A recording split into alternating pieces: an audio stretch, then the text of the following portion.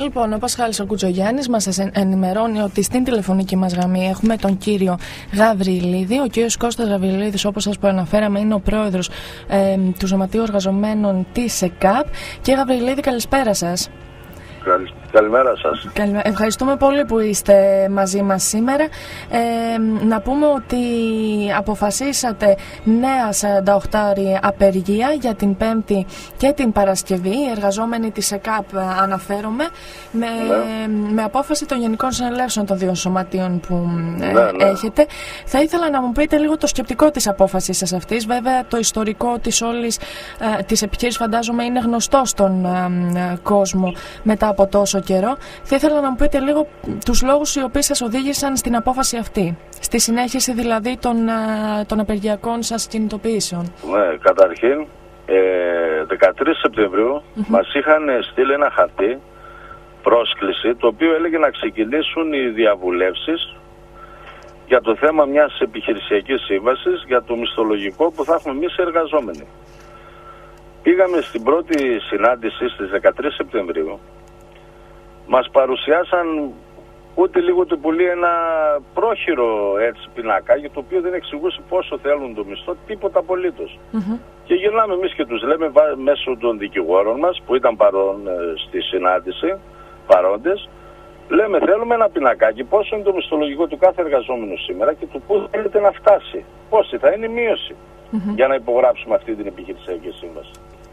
Μας λένε αυτό είναι το μόνο εύκολο, 10 λεπτά διαδικασία είναι να ορίσουμε νέα συνάντηση και ορίζουμε νέα συνάντηση για τις 18 του Σεπτέμβρη για να μας δώσουν αυτά τα στοιχεία. Πάμε στη δεύτερη συνάντηση, δεν μας έχουν αυτά τα στοιχεία που ζητήσαμε. Ζητήσαμε επίσης και ένα πλάνο για την εταιρεία του, καταρχήν επειδή έχουν βάλει πιο μπροστά από τον Αύγουστο εθελούσια έξοδο και έδωσαν 47 αιτήσεις συνάδελφοι που ενδιαφέρονται να φύγουν και έγραφε η αίτηση μέσα με το 100% της αποζημίωσης. Από εκεί και πέρα εμείς τους ζητήσαμε ένα πλάνο πόσους εργαζόμενους θέλουν βάσει της δουλειάς που είναι διατεθειμένα να φέρουν, πόσους εργαζόμενους είναι διατεθειμένα να κρατήσουν. Δεν πιστεύω αυτό να είναι τίποτα το παράλογο. Συμφώνησαν και οι ίδιοι τους. Θα μας τα δώσουν, θα μας τα δώσουν. Φτάσαμε στην τρίτη συνάντηση, στην οποία δεν μας είχαν δώσει κανένα στοιχείο. Υπήρχαν ήδη καταγγελίες συναδέλφων ότι τους φωνάζουν και τους λένε για ατομική σύμβαση, αλλιώς απολύεσαι, καταγγελίες. Εμείς το καταγγείλαμε αυτό, πώς γίνεται εν ώψη διαβούλευσης να φωνάζετε συναδέλφους για ατομικές συμβάσεις. Την ίδια ώρα αυτή από την τρίτη συνάντηση λένε ή υπογράφετε αυτή τη σύμβαση που θα σας δώσουμε ή φεύγουμε. Λέμε δεν υπογράφουμε αυτά που μας δίνει. Καταρχήν σε μένα που ο μισθός μου δεν τρέπομαι να το πω. Με 18 χρόνια προϋπηρεσία και 2 παιδιά ο μισθός μου είναι στα 1.180 ευρώ. Και με έκανε σε μένα, μόνο σε μένα είχε 40% μείωση. Στα 8 εκατοστάρικα με πήγαινε. Τι να πούμε. Και εμείς γυρνάμε και λέμε αυτή δεν είναι διαβούλευση. Έτσι δεν γίνεται διαβούλευση. Καταρχήν ο νόμος είναι εντελώς διαφορετικός. Και αυτοί αποχώρησαν. Από εκεί και πέρα.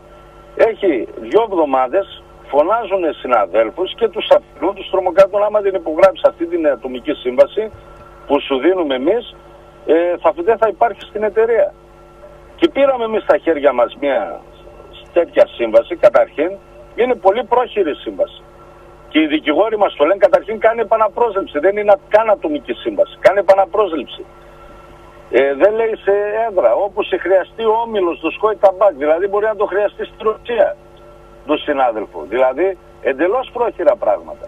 Και εγώ μονομερός όποτε θέλω σημειώνω άλλο το μισθό, δηλαδή αν είναι δυνατόν. Απλά. Έχει ξεφύγει αυτή η κατάσταση. Ήδη έχουν στείλει 20 ανθρώπους που δεν υπόγραψαν στην ΠΙΟ και θεωρούμε εμείς επειδή είχαν κάνει την πρόσληψη από εκεί, αλλά από την πρόσληψη και μετά δεν ξαναπήγανε στην ΠΙΟ. Άλλος έχει 15 χρόνια, άλλος έχει 10 χρόνια, άλλος 10. Δουλεύουν στις ΕΚΑΠ εξειδικευμένα με θέσεις χειριστών, τεχνικών, ποιοτικού έλεγχου. Είναι θέσεις εξειδικευμένες αυτές. Και τους πάνε και τους 20 στην ΠΙΟ και σήμερα. Πριν από μια ώρα με πήρανε συνάδελφοι, πήγε ο κύριος Ανίσιμος, αυτός που έχει σαν διευθυντή εδώ ο κύριος Σαββίδης, και τους απέλησε και τους είπε, αν δεν υπογράψετε ατομική σύμβαση τώρα, σιγά σιγά θα απολυθείτε. Αλλιώς τα περιμένατε, κύριε Γαβριλίδη, δηλαδή, τα πράγματα αλλιώς έρχονται. Υποτίθεται αυτοί έχουν 1,5 μήνα που πήραν και επίσημα την εταιρεία. Ναι.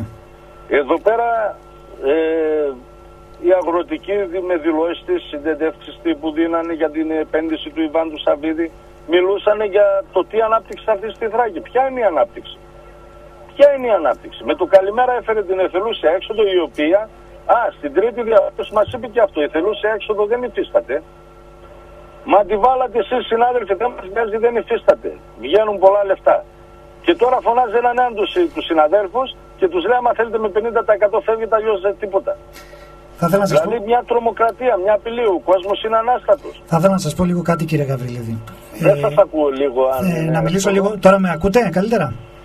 Λίγο καλύτερα, ναι. Ωραία. Κάνοντας λίγο το δικηγόρο του διαβόλου, όχι ότι δεν είμαστε μαζί σας, συμπαραστεκόμαστε σε αυτόν τον αγώνα, γιατί. Καταλαβαίνω και πολύ καλά κάνει. Και εμείς αλλιώς τα περιμέναμε, γιατί η ΣΕΚΑΠ ήταν έτσι από τους αναπτυξιακούς πνεύμονες, όχι μόνο της Ξάνθης, αλλά και ολόκληρης της Θράκης.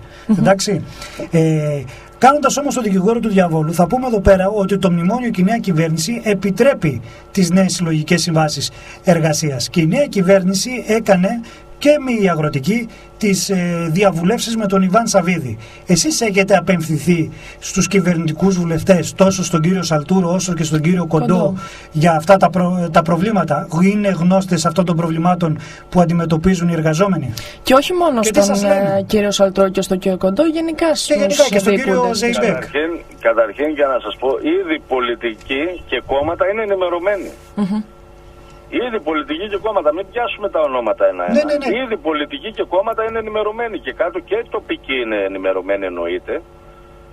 Μπορούν να ασκήσουν μια κάποια πίεση στον κύριο Σαββίδη ή στο Διοικητικό Συμβούλιο? Εγώ να σας πω το πιο απλό. Ναι. Εδώ πέρα υποτίθεται ότι δεν κοίταξαν και οι αγροτικοί κοίταξαν το ποιος θα διασφαλίσει τις θέσεις εργασίας. Αυτά δεν βγαίνανε τότε στις ανακοινώσεις, email, σε site, σε πώς? Αυτά δήλωναν. Σήμερα, 1,5 μήνα μετά που είναι και επίσημα και στα χαρτιά, άσχετα που κάνει 6 μήνες διαχείριση χρημάτων, αλλά εδώ και 1,5 μήνα το πρώτο πράγμα που έχει φέρει είναι το πώς θα πωλήσει κόσμο αν δεν υπογράψεις αυτά που λέω. Εν τω μεταξύ υπάρχουν και κάποιοι νόμοι. Μπορεί, λέμε, συμφωνούμε το ότι πώς κάνανε τη χώρα μας, πού καταντήσαν τον εργαζόμενο. Αλλά υπάρχει και ένα παραθυράκι του νόμου που λέει στη χειρότερη μπορεί να σε πάει στον νόμο εφόσον έχεις ο καθένας καταρχήν έχει διαφορετική μισθοδοσία. Μπορεί να σε πάει στο τελευταίο βασικό συν τα 4 επιδόματα από τον νόμο. Αν δεν υπογράψει μεμονωμένα ο καθένας ξεχωριστά. Αυτό εδώ το γνωρίζουν, γι' αυτό θέλουν τις ατομικές συμβάσεις. Για να καταργήσουν τον νόμο. Και μετά σου λέει ότι και ιδίως με αυτό που κάνει επαναπρόσληψη, φανταστείτε, δεν φαίνονται πουθενά τα χρόνια και ό,τι ώρα θέλει τον απολύει. Ναι. Αν αρνηθεί νέα ατομική σύμβαση να υπογράψει. Σίγουρα. Εσείς τώρα έχετε αποφασίσει για αύριο Πέμπτη μία 48ωρη απεργία, για την Πέμπτη και την Παρασκευή. Δεν σας άκουσα. Έχετε αποφασίσει οι εργαζόμενοι για αύριο Πέμπτη και Παρασκευή μία 48ωρη απεργία. Το οποίο μπορεί να πάει και από εβδομάδα επαναλαμβανόμενη. Αυτό ήθελα να ρωτήσω. Τα αιτήματά μας είναι τα εξής. Για πείτε μου λίγο. Τα αιτήματά μας είναι καθαρά. Πρώτον, η επιχειρησιακή σύμβαση που οι ίδιοι τους ζητούσαν διαβούλευση και οι ίδιοι τους την απορρίψανε, να ξανάρθουν να τα συζητήσουμε. Και γιατί φύγανε, δηλαδή βάλαν την ώρα στα σκιά και φύγανε, αλλά φαίνεται το τι είχαν από πίσω, τις ατομικές συμβάσεις. Δεύτερο θέμα μας είναι να σταματήσουν οι απειλές προς τους εργαζόμενους με έμεσο τρόπο ότι άμα δεν υπογράψεις δεν θα είσαι εδώ και λένε και το άλλο ότι την επιχειρησιακή σύμβαση τη θέλουν όλοι τεμπέληδες και μεθύστακες, μας κάναν και τεμπέληδες και μεθύστακες κιόλας. Δηλαδή αυτή τη στιγμή 220 εργαζόμενοι που δεν θέλουμε τις ατομικές συμβάσεις και θέλουμε σε σύνολο να πάμε, είμαστε και μεθύστακες και τεμπέληδες, καταλάβατε. Αυτό είναι το άσχημο. Το θέμα του τρίτο είναι ότι αυτοί οι συνάδελφοι που είχαν γράψει την αίτηση αποχώρησης με 100% αποζημίωση στην κοροϊδία που φάγαν και είναι εκτεθειμένοι πλέον στην εταιρεία, γιατί υπάρχει το όνομα του καθενός ότι ήθελε να φύγει και τους καλεί και τους απειλεί να φύγουν. Άμα θέλετε θα φύγετε με τα μισά λεφτά, αλλιώς θα δούμε στην πορεία πώς θα φύγει. Δηλαδή καταλάβατε. Δηλαδή εγώ ρωτάω το άλλο, κατά πόσο είναι ενημερωμένος ο κύριος Σαββίδης για αυτά εδώ. Αυτό εδώ, γιατί εδώ πέρα έχουμε να κάνουμε με ανθρώπους που έστειλε ο κύριος Σαββίδης, ο οποίος μια φορά ήρθε στο εργοστάσιο και έχει στείλει κάποιους ανθρώπους να κομμαντάρουν την κατάσταση. Αυτά εδώ, και μόνο που βγαίνω εγώ στο ραδιόφωνο σας και καταγγέλω αυτά τα πράγματα, τον εκθέτουνε προσωπικά. Βεβαίως και τον εκθέτουν. Κύριε Γαβριλίδη, νομίζω ότι γίνεται εμφανές από πλευράς τουλάχιστον της διοίκησης, ασχέτως το αν κατά πόσο ο κύριος Σαββίδης έχει γνώση ή όχι της κατάστασης, ότι δεν προσπαθούν σε μια λύση που να είναι προς όφελος αυτής. Εσείς μέχρι σε ποιο σημείο θα φτάσετε? Γιατί όπως είπατε και εσείς, τα πράγματα έχουν πάρει και άσχημη τροπή. Εκθέτουν και τον κύριο Σαββίδη, αλλά έχουν φτάσει και στο σημείο, όπως είπατε και εσείς, να χαρακτηρίζουν 220 ανθρώπους με πολύ άσχημους χαρακτηρισμούς. Βέβαια, στους συναδέλφους το λένε. Και συγκεκριμένα μεταφραστεί ο κύριος Γρηγόρης Σαββίδης. Το λέει στους συναδέλφους αυτό το πράγμα. Μάλιστα. Μέχρι πού θα φτάσετε εσείς? Γιατί έχετε συζητήσει, λέω μέχρι πού θα φτάσετε, γιατί ήδη έχετε συζητήσει 3 φορές. Κοιτάξτε να δείτε, μας δείξαν την πρόθεσή τους. Η πρόθεσή τους είναι ξεκάθαρη, να μην είμαστε εμείς στο εργοστάσιο. Ακριβώς. Αυτή είναι η πρόθεσή τους. Και εμείς τους δείχνουμε την πρόθεσή μας, ότι εμείς θα κοιτάξουμε όσο μπορούμε, θα παλέψουμε να παραμείνουμε στο εργοστάσιο. Μάλιστα. Αυτή είναι ένα μήνα στην εταιρεία. Εμείς είμαστε άλλους 18 χρόνια όπως είμαι εγώ, άλλους 15, άλλους 20. Τα παιδιά μας μεγαλώσαμε, ελεύθεροι μπήκαμε και έχουμε 2 παιδιά, το παιδί μου γυμνάσιο πάει. Και ήρθε αυτός να μου πει και ότι δεν πονάμε την εταιρεία, αν είναι δυνατόν. Απολύτως κατανοητό. Σημεία των καιρών, δυστυχώς. Δυστυχώς, πραγματικά. Καταρχήν να σας πω το πιο ωραίο σήμερα που έγινε πριν κάνα μισάωρο. Πριν με πάρετε τηλέφωνο. Μάζεψε 20 εργαζόμενους, αυτούς που λέμε, που θεωρούμε εμείς με απτική μεταβολή και τους πήγε στην Πύο. Μάζεψε ο κύριος Ανίσιμος να τους μιλήσει. Και παρόν ήταν ο πρόεδρος του άλλου σωματείου με τον αναπληρωτή γραμματέα του δικού μας σωματείου. Γιατί εγώ ήμουνα στην επιθεώρηση εργασίας. Και τους έδιωξε.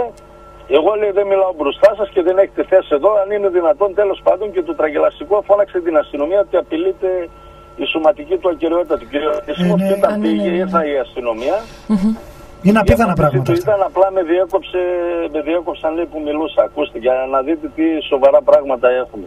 Μάλιστα. Εμείς, κύριε Γαβριλίδη, οι αστυνομικοί άνθρωποι και λέει, μας φωνάξατε, ήρθαν 2 περιπολικά και 4 μηχανές πόσες ήταν, γιατί νόμιζαν ότι πέφτει ξύλο. Και γυρνούσαν με τον άνθρωπο αυτόν. Γιατί, λέει, του διέκοψε, φώναξε την αστυνομία, είναι σωματική ακεραιότητα, το είναι και αυτό σήμερα. Εμείς, κύριε Γαβριλίδη, να ευχηθούμε να βρείτε γρήγορα να λυθούν αυτά τα προβλήματα, η ΣΕΚΑΠ να ξαναρχίσει την εύρυθμη λειτουργία της ξανά. Εμείς άλλα περιμέναμε. Εμείς αυτό που περιμέναμε καταρχήν. Όλοι μας, το είπαμε στην αρχή. Μέσα στη χαρά ήμασταν όταν προχώρησε με αυτά που λέγανε οι 2 μέτοχοι, έτσι, η τράπεζα, ο κύριος Μαράντος και η ΣΕΚΕ. Εμείς λέγαμε, αυτός ο άνθρωπος θα επενδύσει στην εταιρεία και θα φτάσει ψηλά. Εμείς βγαίναμε και το δηλώναμε, οι ίδιοι εργαζόμενοι. Δυστυχώς από τη μέρα που ήρθαν μέχρι σήμερα, το μόνο πράγμα που κάνουν είναι το πώς θα γίνουν περικοπές από τους εργαζόμενους, το πώς θα γίνουν περικοπές από εδώ, από εκεί, από προμηθευτές, και δεν τους ενδιαφέρει το ότι τα σήματα μας μέρα με τη μέρα φεύγουν. Περικοπές από τους περιπτεράδες με τα ποσοστά, περικοπές από παντού. Εμείς αυτό το καταγγείλαμε φορές. Κοιτάξτε να χάνουμε μερίδια αγοράς, δεν θα υπάρχουμε στην ελληνική αγορά. Κοιτάξτε αυτά να τα ανεβάσουμε. Πότε τους το λέμε? Αυτοί το μόνο που νοιάζονται είναι οι περικοπές. Αν θα τους διαγράψει το χρέος η αγροτική που τους υποσχέθηκε γύρω στα 80 εκατομμύρια, δεν θυμάμαι πόσο είναι, και πάει λέγοντας. Και εδώ έχουμε και ένα άλλο θέμα. Υποτίθεται θα τους κάνουν διαγραφή για τις θέσεις εργασίας. Για να υπάρχει ανάπτυξη. Αυτή ακόμη δεν έχει γίνει, υποτίθεται, διαγραφή και ξεκινάνε με απολύσεις. Και ας βγουν να πούνε οι ίδιοι τους τι έχουν συμφωνήσει. Εδώ μας είπε και ότι υπάρχει μια σύμβαση η οποία έχει υπογραφεί για τις θέσεις εργασίας. Ακόμη την περιμένουμε να μας τη δείξουν. Δηλαδή τι άλλο να σας πω. Κύριε Γαβριλίδη, να καταλάβατε τι γίνεται. Βεβαίως, το καταλάβαμε. Ελπίζω ότι το κατάλαβα. Και κάτι τελευταίο πρωτού κλείσουμε. Τα παλιά χρεωστούμενα που είχατε από την παλιά διοίκηση, τα έχετε πάρει από την νυν διοίκηση, έχουν αποπληρωθεί τα δουλευμένα σας? Καταρχήν να πω ότι μας είχε πει και ο δικηγόρος τους, οι οφειλές είναι 95 εκατομμύρια. Θα διαγραφούν τα 80 εκατομμύρια προς την τράπεζα, θα μείνουν 15, με εγγύηση σε 5 χρόνια θα πληρωθούν αυτά. Μάλιστα. Αυτό μας το είχε πει στην πρώτη διαβούλευση και παρουσία του δικηγόρου μας. Και εμείς γυρίσαμε και είπαμε, εφόσον τα λέτε έτσι, αν μπορεί να γίνει, να μας παρουσιάσετε το τι σύμβαση έχει υπογραφεί στη σύμβαση μεταβίβασης για τους εργαζόμενους. Και είπαν βέβαια θα σας το δώσουμε, ακόμη μας το δίνουν δηλαδή. Επομένως και αυτά μην τα είδατε. Κύριε Γαβριλίδη, να σας ευχαριστήσουμε πάρα πολύ. Καλή συνέχεια στον αγώνα σας, πραγματικά. Να είστε καλά. Εύχομαι και ό,τι μας χρειαστείτε, εμείς είμαστε στο πλευρό σας. Να είστε καλά, καλό σας απόγευμα. Να είστε καλά, και εσείς.